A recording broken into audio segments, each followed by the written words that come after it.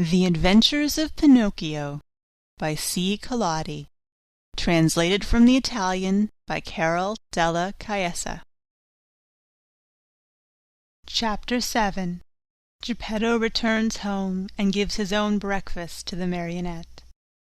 The poor Marionette, who was still half asleep, had not yet found out that his 2 feet were burned and gone. As soon as he heard his father's voice, he jumped up from his seat to open the door. But, as he did so, he staggered and fell headlong to the floor. In falling, he made as much noise as a sack of wood falling from the 5th story of a house. "Open the door for me!" Geppetto shouted from the street. "Father, dear father, I can't," answered the Marionette in despair, crying and rolling on the floor. "Why can't you?" "Because someone has eaten my feet." "And who is eating them?"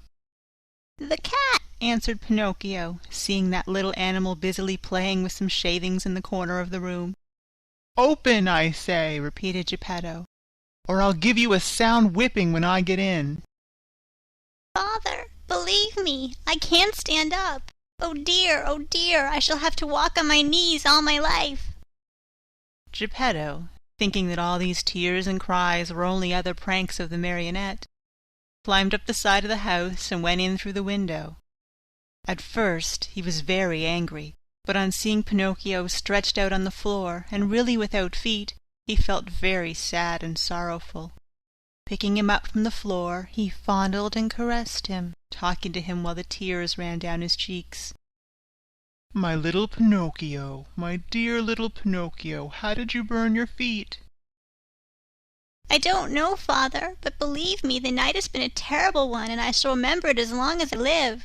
The thunder was so noisy and the lightning so bright, and I was hungry, and then the talking cricket said to me, 'You deserve it, you were bad,' and I said to him, 'Careful, cricket,' and he said to me, 'You are a marionette, and you have a wooden head,' and I threw the hammer at him, and I killed him. It was his own fault, but I didn't want to kill him, and I put the pan on the coals, but the chick flew away and said, 'I'll see you again, remember me to the family,' and my hunger grew, and I went out, and the old man with the nightcap looked out the window and threw water on me, and I came home and I put my feet on the stove to dry them because I was still hungry, and I fell asleep, and now my feet are gone, but my hunger isn't. Oh, oh, oh!"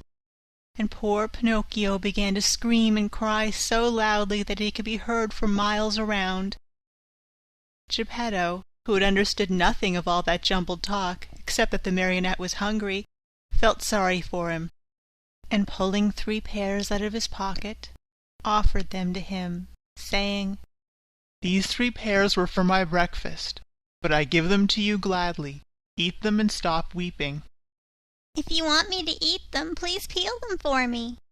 "Peel them?" asked Geppetto, very much surprised. "I should never have thought, dear boy of mine, that you were so dainty and fussy about your food. Bad, very bad. In this world, even as children, we must accustom ourselves to eat of everything, for we never know what life may hold in store for us."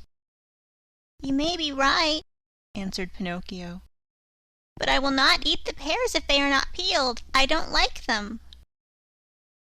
And good old Geppetto took out a knife, peeled the 3 pears, and put the skins on a row on the table. Pinocchio ate 1 pear in a twinkling and started to throw the core away, but Geppetto held his arm. "Oh no, don't throw it away. Everything in this world may be of some use." "But the core I will not eat," cried Pinocchio in an angry tone. "Who knows?" repeated Geppetto calmly, and later the 3 cores were placed on the table next to the skins. Pinocchio had eaten the 3 pears, or rather devoured them. Then he yawned deeply and wailed, "I'm still hungry." "But I have no more to give you." "Really? Nothing? Nothing?" "I have only these 3 cores and these skins."